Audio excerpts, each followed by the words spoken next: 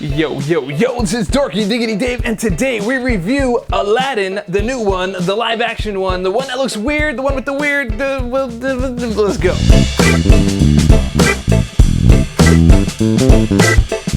Welcome back, guys. We are talking about Aladdin, Disney's newest entry into the live action versions of their animated versions that have now made it into the theaters. So I want to know what you guys think about that, so don't forget to put that down in the comments below, but also very important to smash the like button if you do like this video and share it around because we do need the channel to grow. And on with the review. So before I went to this movie, I was really kind of dreading it. I watched the trailers, I saw the stills, and I was like, oh gosh, that looks really bad. It looks really bad. But you know what? I gotta say, going in there and actually watching the film, it wasn't that bad. It wasn't that good. So basically, not horrible, not great. It's kind of right down there in the middle.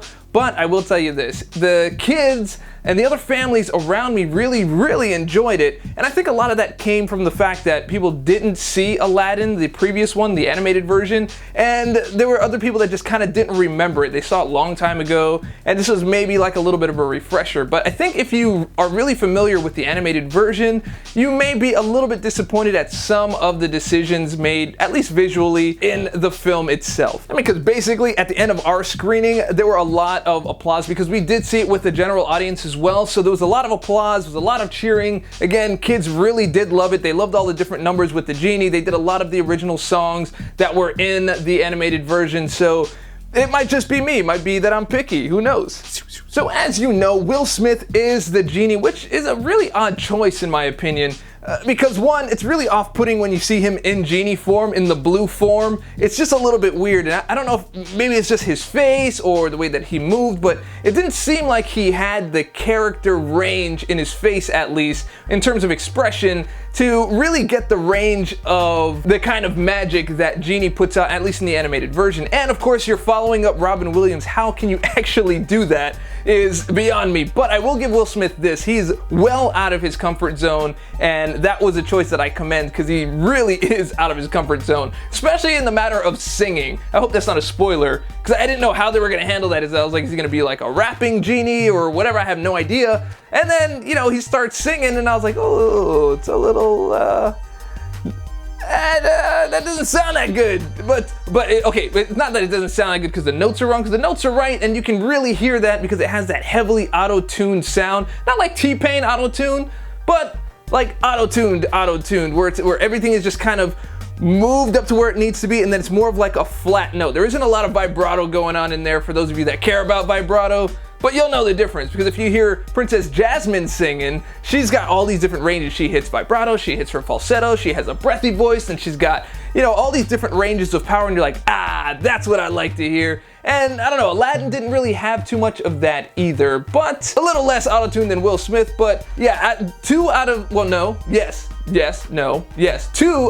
three main singers are using auto-tune. I know they're all using auto-tune, but you get what I'm saying. Now, when they're doing these musical numbers, it feels sometimes like it's an overly produced version of Glee, like a higher budget version of Glee, because I don't know, it just didn't play out well visually in terms of some of the numbers, some of the choreographs. Now, there were some good choreographed dance steps that were entertaining, but then again, some of them just fell flat for me. But even with all that being said about music, it's still good to hear those classic songs, you know, like, you just sing right along with it as soon as you hit Arabian Nights.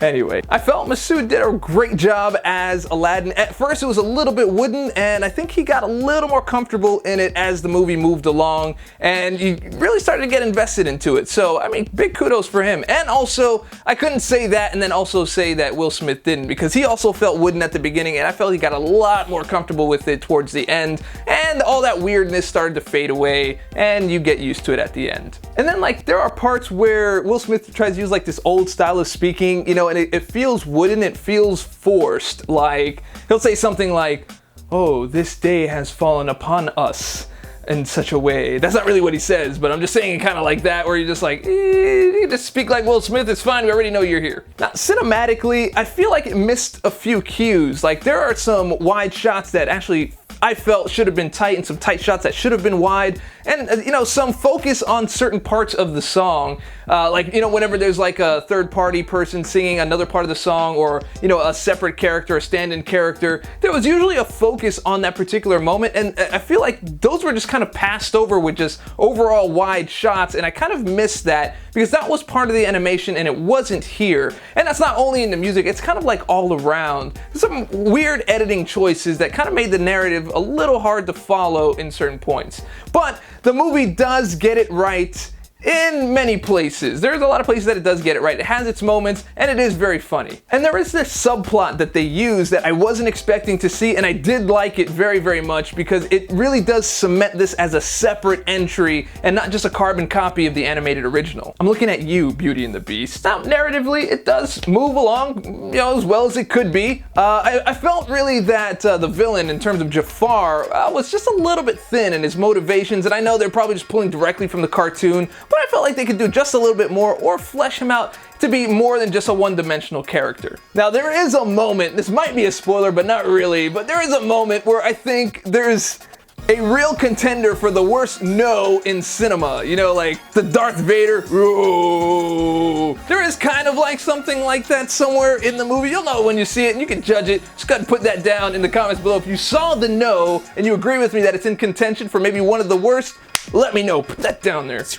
Anyway, all in all, guys, like I said, not great, not a disaster. It's a little bit over average. It's a little bit over average, like a B+ kind of thing. The kids are gonna love it. Your family's gonna love it. It's family safe, and I think Disney's gonna have a big hit on their hands with this one. So, if you guys see it and you have your thoughts on it, go ahead and smash those down into the comment section. Smash them into the comment section. You can smash them in, kind of like a Morton pestle, just grind them into the comment section down there. Don't forget to click like, and don't forget to share it with your friends. Share it with your mama. All that stuff helps me out. And remember, this is Dorky Diggity Dave. I know I did it a little backwards, but that's fine.